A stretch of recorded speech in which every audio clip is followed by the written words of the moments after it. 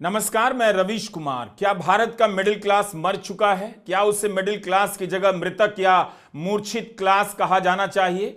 अगर उसमें बोलने की, विरोध करने की क्षमता नहीं बची है तो मृतक क्लास ही कहा जाना चाहिए।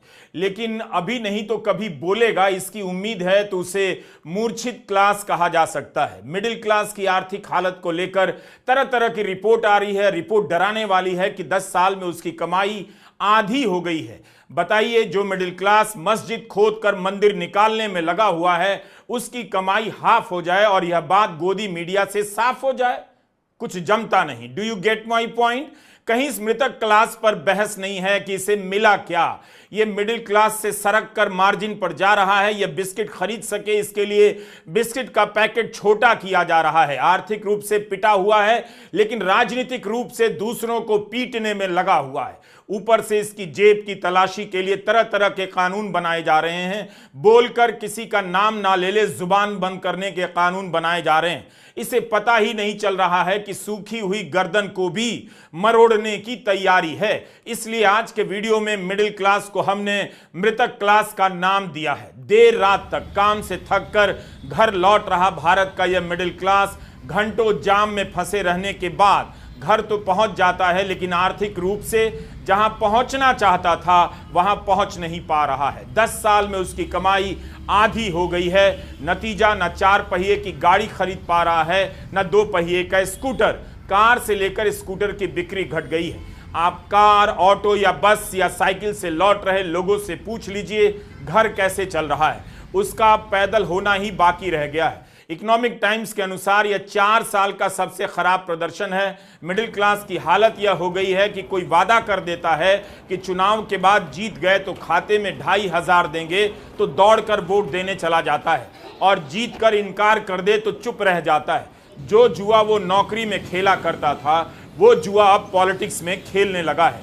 26 मार्च के टाइम्स ऑफ इंडिया की एक रिपोर्ट आई है कि भारत का मिडिल क्लास साल में 2,60,000 ही कमा पा रहा है, यानी महीने का 22,000। इतने पैसे में उसका घर कैसे चलता होगा? टाइम्स ऑफ इंडिया की इस रिपोर्ट ने मिडिल क्लास को फिर से बहस के केंद्र में ला दिया है, लेकिन मिडिल क्लास खुद इस बहस से गायब है। सवाल है कि हर बात पर बोलने वाला मिडिल क्लास क्यों चुप है? कहीं वह मृतक क्लास तो नहीं बन गया? अब उसमें जान बची है ना उसके सपने। The economy faces a crisis of consumption. Private consumption is simply not reviving. Indians are not spending, revealing a huge lack of confidence in this government's policies. The Indus Valley Report 2025 says as many as 1 billion people in India lack the money to spend on any discretionary goods and services. 300 million emerging or aspirant consumers are reluctant spenders. The consuming class is not getting wider, it's getting deeper, meaning those who are already rich have more money, but the wealthy population is not growing in their numbers. The poor are losing purchasing power. एक सवाल है, middle class अपनी हालत पर खुद क्यों नहीं बोल रहा है? क्या उसे पता नहीं कि उससे घर नहीं संभल रहा? उसकी बचत दशकों में सबसे कम हो गई है। सोना गिरवी रखकर लोन ले रहा है। मिडिल क्लास को समझना होगा कि शादी में शेरवानी पहनकर डांस करने से आप महाराजा नहीं बन जाते हैं। कभी आपने सोचा कि अरबों खरबों रुपया भारत सरकार, राज्य सरकारें पुलिस पर खर्च करती हैं? मिडिल क्लास का दूल्हा कागज की तलवार लिए सीना ताने किस जंग के मैदान में जा रहा है? शादियां मिडिल क्लास की पूंजी का आखिरी गढ़ है। जो भी पैसा है इसी के लिए बचा कर रखता है और इसी में उड़ाता है। दहेज लेकर पहले ही लड़की वालों को लूट लिया जाता है और फिर दूल्हे को राजा बनाकर तलवार अटैच कर बारात सजाया जाता है। लाखों युवा राजा बनते हैं शादी के दिन। लगता है कभी भारत में केवल राजा ही थे और बाकी बाराती थे। जंग लड़ने के लिए कोई सिपाही नहीं बनता था। तलवार लेकर राजा और बहादुर दिखने का इतना शौक है तो अग्निवीर का इम्तिहान दीजिए। 20-20 किलोमीटर की दौड़ लगाइए, अपना सीना नपवाइए और सीमा पर लड़ने का मौका पाइए। 4 साल बाद बिना पेंशन के रिटायर भी कर दिए जाएंगे। जिस देश के दूल्हा अग्निवीर बनने के लिए तैयार नहीं, उस देश में महाराजा बनकर तलवार लिए शादी करने जाते हैं। भारत की परंपरा बताते हैं सीमा पर टैंक से लड़ने का सुनहरा मौका मिल रहा है, लेकिन ये नौजवान बारात में तलवार लेकर डांस कर रहे हैं। इस मिडिल क्लास की ये बहादुरी देखिए। यहां दिख रही है। हैबिटेट थिएटर में एक कॉमेडी से आहत होकर लठ बजाने गया है, बाकी का मिडिल क्लास घर बैठकर इसके लिए तालियां बजा रहा है। इसलिए हमारा सवाल है कि आज के मिडिल क्लास को महाराजा बनने का शौक कहां से चढ़ गया और किसने चढ़ा दिया, जबकि उसकी हालत खस्ता हो चुकी है। दरअसल मैं बताता हूं, यही कारण है कि 2014 के पहले जो मिडिल क्लास अर्थशास्त्री बना फिरता था, डॉलर के सामने रुपए की औकात की बात करता था, वो अब चुप क्यों है? वो अब अर्थशास्त्री की जगह इतिहासकार बना क्यों घूम रहा है? इसे समझना होगा कि भारत में इतिहास और इतिहास के राजाओं की बाढ़ क्यों आ गई है। पहले मिडिल क्लास को धर्म की रक्षा में लगाया गया, 10 साल निकल गया तो अब उसे राजाओं की रक्षा में भिड़ा दिया गया है। जिस तरह से मिडिल क्लास भारत का इतिहास बदलने में लगा है, जल्दी ही आर्टिफिशियल इंटेलिजेंस से राजाओं को इस तरह से बदल दिया जाएगा। सब अपना अपना राजा बनाकर ले आएंगे, जो राजा नहीं हुए हैं वो भी हो जाएंगे। हारे हुए को वीर और जीते हुए को कायर घोषित कर दिया जाएगा। मेरा राजा महान, तेरा राजा शैतान, तेरा शैतान मेरा राजा महान का संग्राम छिड़ा हुआ है। कोई अपने दादा को राजा बना दे रहा है तो कोई राजा को अपना दादा बना ले रहा है। कोई धर्म की रक्षा कर रहा है, कोई धरती की रक्षा कर रहा है। भांति भांति के राजा हो गए हैं, जाति जाति के राजा हो गए हैं। राजा महाराजाओं की चांदी हो गई है। राजाओं को अगर पता होता कि आजादी के 75 साल बाद जनता उनके लिए लड़ने लग जाएगी, उन्हें वीर बताएगी, महान बताएगी, धर्म का रक्षक बताने लग जाएगी, तो वे भावुकता में कभी भी अपने राजपाट का आजाद भारत में विलय नहीं करते, ये गलती नहीं करते। मोदी के 10 साल में राजाओं का जो बेस्ट टाइम आया है, उतना बेस्ट टाइम तो खुद इन राजाओं को उनके टाइम में नहीं आया था। कोई राजाओं की मूर्ति लगवा रहा है तो कोई राजाओं पर फिल्म बनवा रहा है। राजाओं के नाम पर द्वार बन रहे हैं, नदी किनारे घाट बन रहे हैं। अचानक भारत का वर्तमान वीरों के इतिहास से भर दिया गया है। कहीं से कोई भी राजा महाराजा का इतिहास लिए चला आ रहा है और शाम को टीवी पर डिबेट में बैठकर समुदायों को गरियाने लग जा रहा है। बहस छिड़ी रहती है, मेरा राजा बहादुर था, मेरा राजा बहादुर था। दरबारी कवि कवियाने लगे हैं, दरबारी पत्रकार गुर्राने लगे हैं। जो देश सदियों गुलाम रहा वह बहादुर राजाओं से इतना भरा था, उनकी वीरता के इतने किस्से थे, अब पता चल रहा है। बस आज के मिडिल क्लास की तरह इन वीरों को पता नहीं चला होगा कि भारतवर्ष गुलाम हो रहा है। तब ये राजा क्या कर रहे थे? दुबई जाकर चैंपियंस ट्रॉफी का मैच देख रहे थे।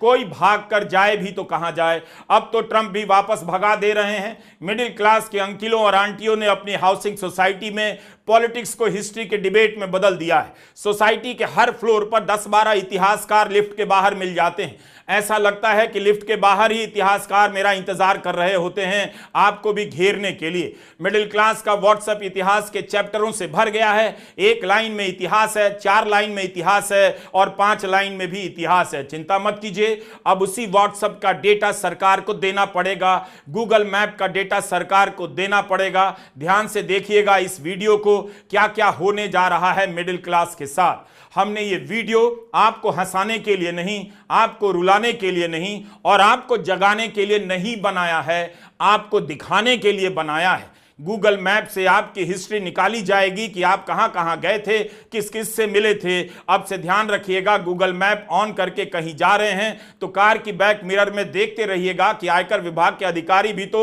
ओला उबर में बैठकर पीछे पीछे नहीं आ रहे। पता चला कि जाम में आपकी कार फंसी हुई है और बगल की कार से आयकर अधिकारी निकलकर आपकी कार में बैठ गए हैं, दोनों एक ही जगह जा रहे हैं। I can also give one more, which is evidences have been found with the help of Google Map History. So in the case of Google Map History, sir, found on the phone was used to determine the frequented locations of individuals who enabled location history. This enabled detection of hideouts where cash and unaccounted transactions are kept, and that also came of help. So there is a need for us to change or add the digital elements into the act itself. So one last example for that, sir, the prohibition of Binami properties, Instagram accounts was used to establish the beneficial ownership of vehicles. आयकर कानून में संशोधन होने जा रहा है। अभी तो इसके मसौदे को सेलेक्ट कमेटी के पास भेज दिया गया है, लेकिन सरकार इस प्रावधान का बचाव करने में जुट गई है। अगर यह कानून बन गया तो सरकार को गूगल मैप का रिकॉर्ड देना होगा, बताना होगा कि आप किससे मिलने गए थे और आपने गाड़ी कहां पार्क की थी। मिडिल क्लास को लग रहा है कि प्रधानमंत्री मोदी ने किया है तो उसके भले के लिए ही किया होगा। दुआ कीजिए कि आयकर अधिकारी आपके पर्सनल चैट को पढ़कर लीक नहीं करेंगे और पैसा नहीं मिला तो कुछ और मामला नहीं बना देंगे। आयकर कानून के इस नियम से कुछ जागरूक लोग चिंतित हैं, लेकिन मिडिल क्लास मस्त है, बोल नहीं रहा, तो हमने मान लिया कि मिडिल क्लास खुश है, क्योंकि लाखों करोड़ रुपए के बजट को संभालने वाली वित्त मंत्री ने कहा है व्हाट्सएप चैट पढ़कर आयकर अधिकारियों ने 250 करोड़ का पता लगा लिया। हमने आपको 26 मार्च के वीडियो में यही तो बताया था कि सरकार से आप जानकारी लेंगे तो पर्सनल बताकर जानकारी नहीं देगी। अगर आपने बिना अनुमति के नाम छाप दिया तो 250 करोड़ का जुर्माना लग सकता है, लेकिन यही सरकार आपकी पर्सनल जानकारी अब ले लेगी। गूगल मैप से लेकर व्हाट्सएप का डेटा, पासवर्ड सब कुछ हासिल कर लेगी। Sir, encrypted messages and mobile phones, unaccounted money to the extent of 250 crores have been detected when the encryption has been decoded. One. Second, evidences which have been seized from WhatsApp messages, particularly crypto assets worth more than 90 crores, and the network of people involved in it have all come out of WhatsApp messages. Now, if the law does not give you the legal backing, in spite of the fact and evidence being in your face, you will have to go stand in the court to say, yes, but the law doesn't provide. बेनामी संपत्ति पता लगाने के नाम पर जो कानून बन रहे हैं, उस कानून के इस्तेमाल से कई लोग अपना नाम लेने लायक नहीं बचेंगे।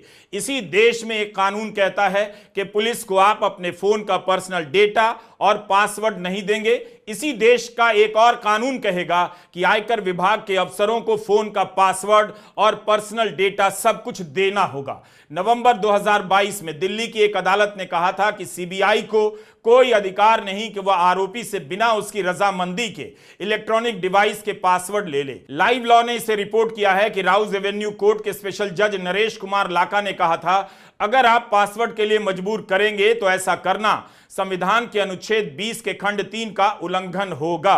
प्रेस की स्वतंत्रता के लिए काम करने वाली संस्था फाउंडेशन फॉर मीडिया प्रोफेशनल्स ने 2022 में सुप्रीम कोर्ट में एक याचिका दायर की है।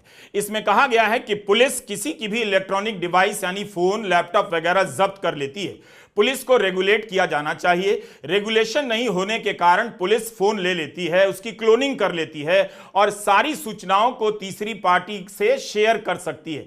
इससे निजता के अधिकार का हनन होता है। यही नहीं, भारत के कानून में अपराध साबित करने की जिम्मेदारी आरोपी पर नहीं होती। अपराध साबित करने के लिए जांच एजेंसियां बनाई गई हैं, पुलिस है। यह याचिका दायर इसलिए की गई थी कि पुलिस व्हाट्सएप चैट के आधार पर लोगों को जेल में डालने लगी थी। कई बार ऐसी बातचीत का अपराध से कोई संबंध नहीं होता, लेकिन तब भी गिरफ्तारी हो जाती थी। इसलिए मोबाइल फोन को लेकर नियम कानून साफ होने चाहिए, याचिका में कहा गया। अब तो सरकार आयकर कानून में यह जोड़ना चाहती है कि आयकर अधिकारी पैसे का पता लगाने के लिए आपके फोन का डेटा, पासवर्ड ले सकते हैं। इस बिल को अभी सेलेक्ट कमेटी के पास भेजा गया है। आयकर विभाग जब पहले अपना 1961 एक्ट के अंदर डिजिटल सर्च कंडक्ट करता था, वो कर तो सकता था, पर वो एक्ट अगर हम देखें वो उस जमाने का है जिसके अंदर हम अपने खाते, अपने सारे फाइनेंशियल रिकॉर्ड ज़्यादातर हम लिखित में रखते थे, मतलब वो कागज़ पे होते थे। तो अगर किसी ने किसी तिजोरी में भी बंद करके रखे तो आयकर विभाग के पास ये शक्ति थी कि उसका ताला तोड़ पाएँ, अंदर घुस पाएँ, वो पूरा खाता निकाल पाएँ और फिर टैक्स की चोरी के बारे में पता कर पाएँ। पर आज की डेट पे अगर वो आपके गूगल मैप, इंस्टाग्राम ऐसी चीज़ों के अंदर घुस रहे हैं, उसके अंदर आपका प्रोफेशनल डेटा तो होगा, मतलब आप क्या क्या फाइनेंशियल ट्रांजैक्शन कर रहे हैं, पर आपकी बहुत निजी बातें भी होंगी और उसके लिए सेफगार्ड्स नहीं है। और डिजिटल डेटा तो एक ऐसा तरीके का डेटा है जिसमें बहुत विभिन्न तरीके के डेटा जुड़ जाते हैं। मेटा डेटा, आप कहाँ जा रहे हैं, किससे मिल रहे हैं, कितनी देर मिल रहे हैं, और आपका स्मार्टफोन जो आपकी जेब में है वो तो ये सारा समय रिकॉर्ड करता रहता है। तो इससे दिक्कतें बढ़ जाती हैं आपकी निजता के लिए, जिसके लिए कुछ इसके अंदर ऐसे सेफगार्ड होने चाहिए जो सर्वोच्च न्यायालय ने केएस पुट्टास्वामी जजमेंट 2017 में आपका निजता का अधिकार जो जिसमें बताया गया था वो थी। तो ये कैसी चीजें होंगी? ये ऐसे होंगी कि आयकर विभाग अगर ऐसा कोई भी सर्च और सीजर करे, आपका बोले कि पूरा लैपटॉप और स्मार्टफोन ले लेंगे, आप सारे एक्सेस कोड दीजिए, उसके लिए एक क्लियर नोटिस होना चाहिए, उसके लिए एक लिखित में उनको बताना पड़ेगा आपको कि वो क्यों कर रहे हैं, why is there a reason to suspect tax evasion. पर इस बिल के अंदर वो वैसे कारण देने की कोई ऐसी ऑब्लिगेशन नहीं है आयकर विभाग पे, वो उनको ये चीजें आपको बताने की जरूरत नहीं है। अब सरकार बेनामी संपत्ति पकड़ने के नाम पर मोबाइल फोन के चैट पढ़ना चाहती है ताकि पैसा पकड़ में आने से पहले आपके निजी मैसेज को लीक कर दुनिया में तमाशा बना दिया जाए।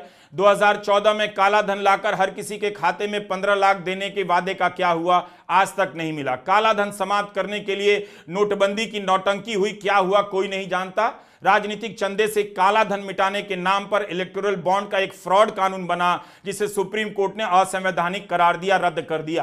काला धन बेनामी संपत्ति पकड़ने के नाम पर यह सरकार या तो मछली पकड़ रही है या विरोधी पकड़ रही है। विरोधी के यहां छापे तो पड़ जाते हैं मगर उसका भी रिकॉर्ड खराब है। सीपीआई मार्क्सिस्ट के राज्यसभा सांसद ए रहीम ने सवाल किया कि ईडी ने पिछले 10 साल में कितने सांसदों, विधायकों और स्थानीय प्रशासन के लोगों पर केस दर्ज किए हैं। जवाब में राज्य वित्त मंत्री पंकज चौधरी ने बताया कि पिछले 10 साल में ईडी ने 193 मामले राजनेताओं के खिलाफ दर्ज किए हैं, जिनमें से केवल 2 मामलों में सजा हुई है। रहीम ने यह भी पूछा कि पिछले कुछ वर्षों में क्या विपक्ष के नेताओं के खिलाफ ईडी के केस बढ़े हैं और अगर हां तो इस रुझान के लिए क्या औचित्य है। वित्त मंत्री ने जवाब में कहा कि इस तरह का कोई भी रिकॉर्ड नहीं रखा जाता, लेकिन उपलब्ध आंकड़ों से साफ है कि 2019 से 2024 के बीच विपक्षी नेताओं के विरुद्ध ईडी के मामलों में भयंकर उछाल आया। दिसंबर 2024 में केंद्र सरकार ने संसद को बताया कि 2019 से 2024 के बीच ईडी ने 911 केस दर्ज किए, जिसमें से केवल 654 में सुनवाई पूरी हो सकी, 42 में ही आरोप सिद्ध हुए। ईडी का स्ट्राइक रेट बेहद खराब बताया गया, मात्र 6.42%। 12वें नंबर का बैट्समैन भी इससे ज्यादा स्ट्राइक रेट रखता है। यह ट्रैक रिकॉर्ड है मोदी सरकार की एजेंसियों का। तो अगर आयकर विभाग का यह नियम मंजूर हो गया तो आपका फोन, आपका लैपटॉप, आपकी निजी बातचीत सब सरकार के हवाले हो सकती है। थोड़ा सोचिए कि यह सब क्यों किया जा रहा है। गोदी मीडिया तो कुछ बोलेगा नहीं, आप बोलेंगे तो दिखाएगा भी नहीं। फिर सूचनाओं को रोकने के लिए, आपकी सूचनाओं को निकालने के लिए सरकार क्यों बेचैन है? दरअसल सरकार केवल विपक्ष को नहीं साध रही, जनता को भी साधना चाहती है। लंबे समय तक कमाई ना होने से परेशान जनता एक दिन पूछना शुरू कर सकती है कि कब तक हम औरंगजेब का हिसाब लेंगे, हमारी जेब का हिसाब आप कब देंगे। उस दिन के लिए यह सब कानून बनाया जा रहा है। मिडिल क्लास को समझना चाहिए कि जब सरकार उसे चारों तरफ से घेर लेगी तो उसके लिए तरक्की करना असंभव हो जाएगा। नमूना उसने इस 10 साल में देख लिया है। अंतर्राष्ट्रीय श्रम संगठन की एक रिपोर्ट आई है जिसके अनुसार भारत में पढ़े लिखे डिग्री वालों को काफी कम मजदूरी पर काम करना पड़ता है। कम मजदूरी पर काम करने वालों में भारत उन 7 देशों में आता है जो सबसे निचले पायदान पर हैं, यानी जो कम से कम मजदूरी देते हैं। 10 साल तक राष्ट्रवाद का झंडा उठाकर इस मिडिल क्लास ने हर विरोधी को देशद्रोही कहने की राजनीति को कितनी ऊर्जा दी, लेकिन खुद इसकी ऊर्जा इतनी निकल गई कि राष्ट्रीय आमदनी में उसका योगदान ऐतिहासिक रूप से घट गया है। यह पोस्टर देखिए, राष्ट्रीय आय में मिडिल क्लास का योगदान 1820 के स्तर पर पहुंच गया है। कांग्रेस अध्यक्ष मल्लिकार्जुन खड़गे ने इसे ट्वीट किया है। भारत में अमीर ही केवल अमीर होते जा रहे हैं। यह खुश होने वाली बात नहीं कि भारत में अरबपति तेजी से बढ़ते जा रहे हैं, उनकी संख्या 200 के करीब ही है। याद रखिए, यह 140 करोड़ लोगों का देश है। उनका क्या हो रहा है? यह कोई बात हुई कि दुनिया में सबसे ज्यादा तेजी से अरबपति भारत में बढ़ रहे हैं? 200 की संख्या को लेकर आप खुश कैसे हो सकते हैं? अरबपतियों की संख्या के मामले में भारत तीसरे नंबर पर है। ठीक से देखिए जो दिखा रहा हूं। 26 मार्च को छपी मिंट की यह रिपोर्ट 190 देशों में भारत का स्थान 142वें पर है। भारत की प्रति व्यक्ति आय $2700 ही है। अर्जुन जयदेव और अद्वैत मुहर्रिर कहते हैं कि अरबपतियों की बढ़ती संख्या से भारत की अर्थव्यवस्था को बहुत चमकदार समझना सरासर गलत होगा। जयदेव और मुहर्रिर 1997 से 2024 तक के आंकड़ों के अध्ययन से बता रहे हैं कि अरबपतियों के बढ़ने की कहानी भी चमकदार नहीं। वे चीन से तुलना करते हैं कि वहां के 90% अरबपति सेल्फ मेड है, यानी खानदानी नहीं है, अपने दम पर बने हैं। वहीं भारत में अरबपति इनोवेशन या औद्योगिक गतिशीलता के चलते नहीं बल्कि अपनी प्रिविलेज खानदान के चलते बने हैं। सेल्फ मेड अरबपतियों की संख्या में भारत 67 देशों में 46वें स्थान पर है। सतह को थोड़ा सा कुरेदिए पता चलता है भारत के बहुत से अरबपति स्वनिर्मित या सेल्फ मेड नहीं हैं बल्कि स्थापित व्यावसायिक घरानों से आते हैं जिन्हें अपनी संपत्ति विरासत में मिली है। इसी बात को कुणाल कामरा ने कह दिया तो बात चुप गई, लेकिन बात तो सच है।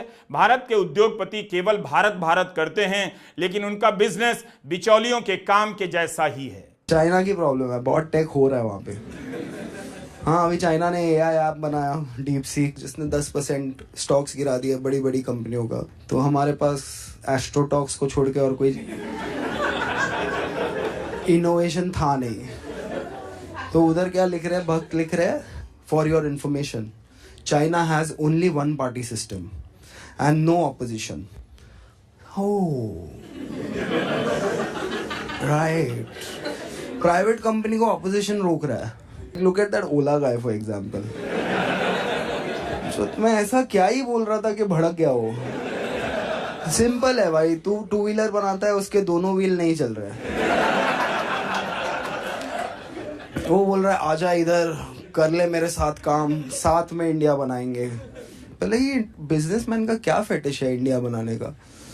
एक ढंग की बाइक नहीं बन रही, ये इंडिया बनाएगा। अभी कुछ रखो यार थोड़ा लिमिट में अपने एस्पिरेशन को। फिर अभी उसने बाइक के नए कलर लॉन्च किए, क्या पता अलग कलर में चल जाए। 10 साल गुजर गए, भारत ने मिडिल क्लास मजबूत ना हो सका। उसका आकार नहीं बढ़ा, जितना था उससे भी सिमटता बताया जा रहा है। क्या इस रिपोर्ट के बाद मिडिल क्लास को अपनी हालत पर बात नहीं करनी चाहिए कि राष्ट्रीय आमदनी में उसका हिस्सा इतना कैसे घटा कि 1820 के स्तर पर पहुंच गया। यह हेडलाइन कह रही है कि पिछले 1 दशक में मिडिल क्लास की कमाई आधी रह गई। मार्सेलेस इन्वेस्टमेंट मैनेजर्स के chief investment officer Saurabh Mukherjee का यह अध्ययन फाइनेंशियल एक्सप्रेस में छपा है। मुखर्जी बताते हैं कि मिडिल क्लास की कमाई का बढ़ना ठहर गया है, ऑटोमेशन के कारण नौकरियां जा रही हैं और अर्थव्यवस्था ठहराव के दौर से गुजर रही है। इन 3 बातों से मिडिल क्लास की वित्तीय स्थिरता आज सुरक्षित नहीं रही। आप सोच सकते हैं कि 10 साल में मिडिल क्लास की आमदनी नहीं बढ़ी तो क्या हुआ होगा। किसी को ठीक से पता है कि इसी मिडिल क्लास ने जब बोलना शुरू किया तो देश की राजनीति बदलने लग गई, लेकिन उस राजनीति ने मिडिल क्लास को ही बदलना शुरू कर दिया। अचानक से उसे गौरक्षा एंटी नेशनल की राजनीति में उलझाया गया। तब से 10 साल गुजर गए, उसी में उलझा हुआ है। मिला क्या, 10 साल में उसकी कमाई नहीं बढ़ी, ऊपर से महंगाई मुद्रास्फीति के कारण आधी रह गई। गर्व की राजनीति ने मिडिल क्लास को हाफ कर दिया और अब वो नौकरियां भी जा रही हैं जिन्हें पाने का सपना देखा करता था, जिसकी तैयारी में वह लाखों रुपए कोचिंग सेंटरों में फूंक देता है। आखिर कब इस पर बहस होगी कि अर्थव्यवस्था ढलान पर चलती जा रही है। मिडिल क्लास को अब कौन से सपने देखने चाहिए। हे मिडिल क्लास, पता चल रहा है कि आपके साथ क्या क्या हो गया। आपकी कमाई आधी रह गई। आजकल कौन सी फिल्म आप देख रहे हैं, गॉन विद द विंड या कल हो ना हो। हे मिडिल क्लास, क्या आपने अनिंदो चक्रवर्ती का लेख पढ़ा, जिनका कहना है कि अगर हम 1990 के दशक के 10 साल के औसत को ले लें तो मिडिल क्लास की वास्तविक मुद्रास्फीति के साथ आय प्रति वर्ष केवल 2% की दर से ही बढ़ रही थी।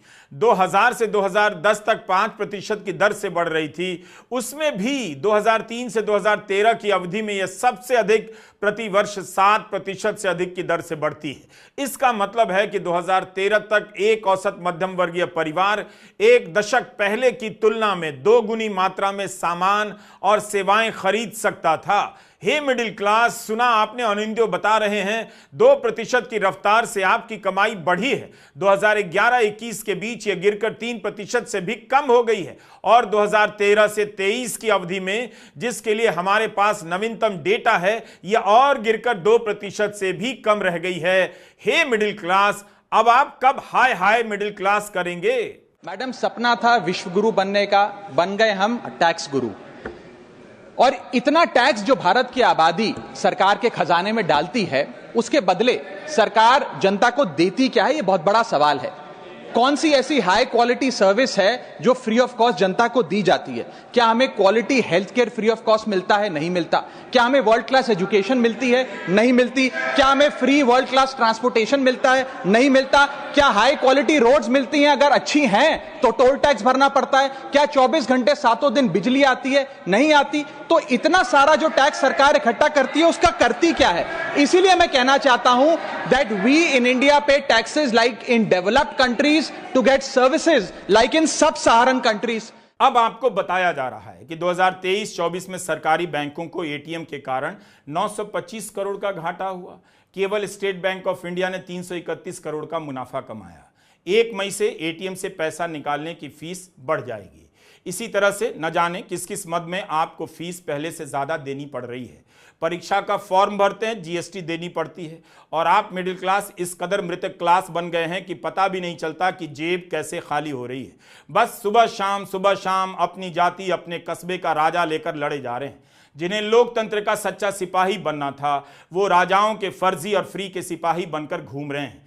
ऐसे सिपाहियों को मेरा वीडियो पूरा दिखाइएगा। नमस्कार, मैं रवीश कुमार।